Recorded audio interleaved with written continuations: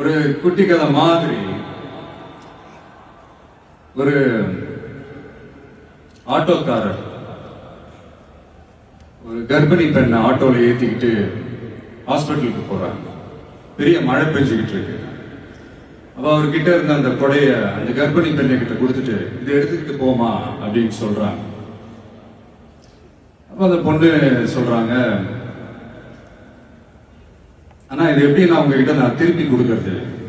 அதுக்கு அந்த ஆட்டோக்காரர் சொல்றாரு, வேற யாருக்காவது தேவைப்படுறவங்களுக்கு கொடுத்துருமா அப்படின்னு சொல்லிட்டு அவர் போயிடுறாரு.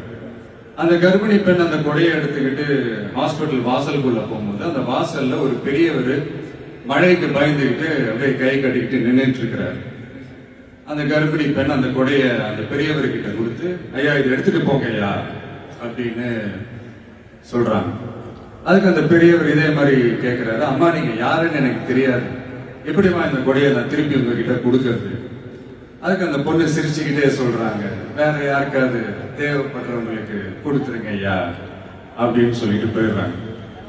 உடனே அந்த பெரியவர் கொடையை எடுத்துக்கிட்டு பஸ் ஸ்டாப்புக்கு வராரு. பஸ் வருது, ஏறி போகும்போது அங்க பாக்குறாங்க ஒரு பூக்கார அம்மா பூவை வச்சுக்கிட்டு ஒரு அட்டையை இப்படி மழைக்காக பிடிச்சிக்கிட்டு உட்கார்ந்துட்டு இருக்கிறாங்க. பெரியவர் போய் அந்த கொடையை அந்த பூக்கார அம்மா கிட்ட கொடுத்துட்டு அவர் பஸ் ஏறி போயிடுறாரு. பூக்காரம்மா அந்த கொடையை எடுத்துக்கிட்டு வீட்டுக்கிட்ட வரும்போது அங்க ஒரு ஸ்கூல் படிக்கிற பொண்ணு பேக் எல்லாம் மாட்டிக்கிட்டு மழையில ஓடி வர்றாங்க. அவங்க போய் அந்த ஸ்கூல் பொண்ணு கிட்ட கொடையை கொடுத்துட்டு, மழையில நனையாதம்மா இதை எடுத்துக்கிட்டு போங்க அப்படின்னு சொல்றாங்க. அந்த பொண்ணு தேங்க்ஸ் அப்படின்னு சொல்லிட்டு வீட்டுக்கிட்ட வரும்போது அந்த பொண்ணோட அப்பா பதட்டத்தோட வாசல்ல நின்றுட்டு இருக்கிறாரு. பொண்ணு மழையில நனைஞ்சுக்கிட்டு வரணுமே அப்படின்ட்டு. அந்த அப்பா வேற யாரும் இல்ல, அந்த ஆட்டோக்காரர்.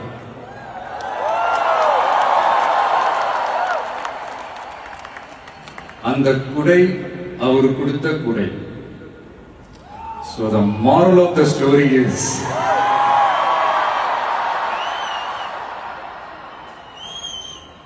முடிஞ்ச வரைக்கும் எல்லாருக்கும் சின்ன சின்னதா ஒரு நல்லது, சின்ன சின்னதா ஒரு ஹெல்ப் அது செஞ்சு இருந்து பாருங்க. லைஃப் ஒரு மாதிரி ஜாலியா இன்ட்ரெஸ்டிங்கா இருக்கும்.